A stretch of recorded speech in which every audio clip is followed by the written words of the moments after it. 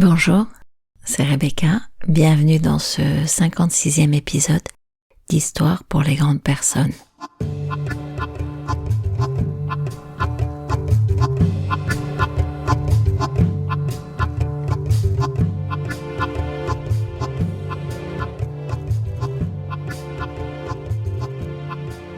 Ne te crois pas pauvre parce que tes rêves ne se sont pas réalisés, car vraiment pauvre est celui qui ne connaît pas le rêve. Marie von Ebner-Eschenbach. Alors voilà, il s'agit de rêver aujourd'hui. Et le préalable du rêve finalement, n'est-il pas de pouvoir faire de la place, faire du vide, se désencombrer pour pouvoir accéder à ce qui nous anime profondément?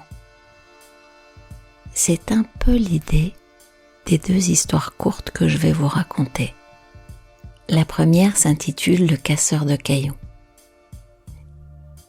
Et c'est une histoire qui nous est racontée par Charles Péguy à un moment où il est en pèlerinage à Chartres.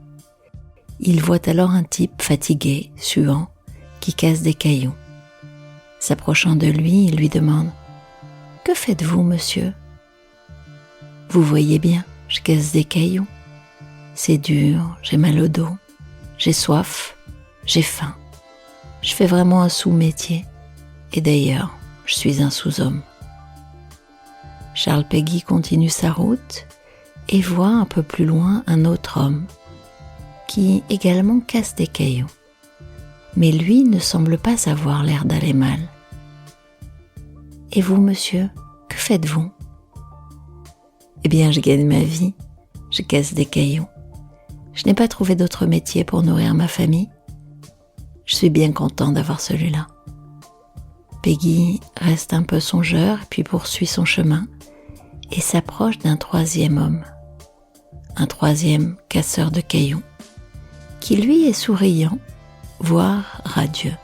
« Et vous, monsieur, que faites-vous ? » « Eh bien moi, monsieur, je bâtis une cathédrale, dit-il. » Quel zoom mettons-nous sur ce que nous faisons, sur ce que nous vivons, sur la façon dont nous sommes encombrés, pleins du sens ou de l'absence de sens de ce que nous faisons. Nous allons poursuivre avec Socrate. Pour rejoindre Socrate, nous nous dirigeons dans la Grèce ancienne. Socrate était donc reconnu pour sa sagesse, il l'est toujours d'ailleurs. Un jour, le grand philosophe fut approché par une de ses connaissances. Ce dernier courait vers lui, tout excité, tout impatient.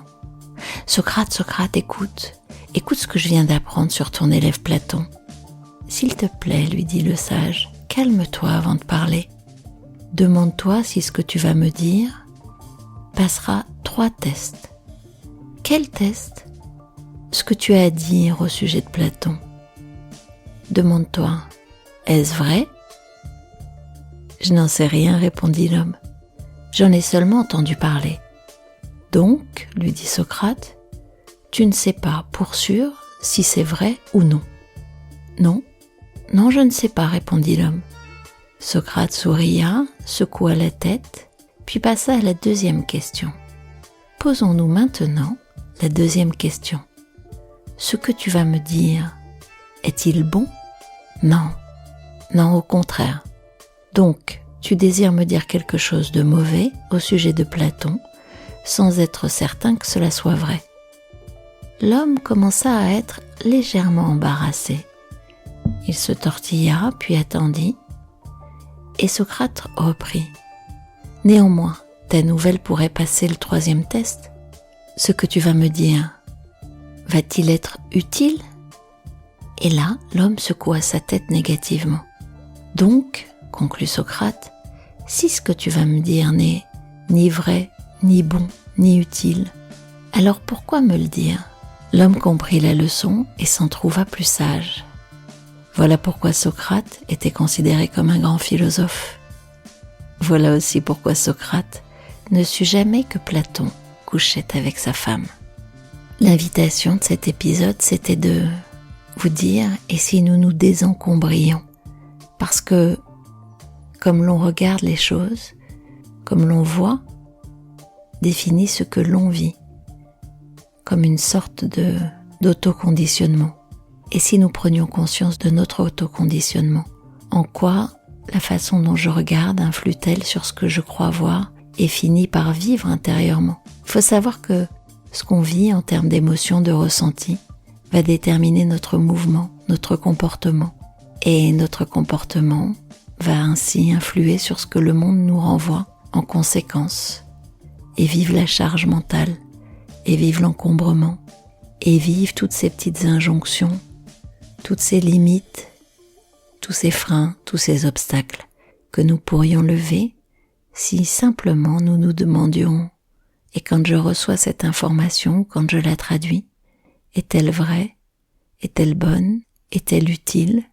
Suis-je en train de travailler, nourrir ma famille ou participer à quelque chose de plus grand? Voilà, je vous remercie. On en a terminé pour ce 56e épisode d'Histoire pour les grandes personnes. Vous le savez, je vous retrouve sur Spotify, sur Google, sur Apple, sur Deezer. Vous aimez ce podcast, abonnez-vous, encouragez-moi, partagez. Je vous retrouve dans 15 jours. Et vous pouvez écouter également toutes les histoires de ce podcast qui sont indépendantes les unes des autres. À bientôt, au revoir.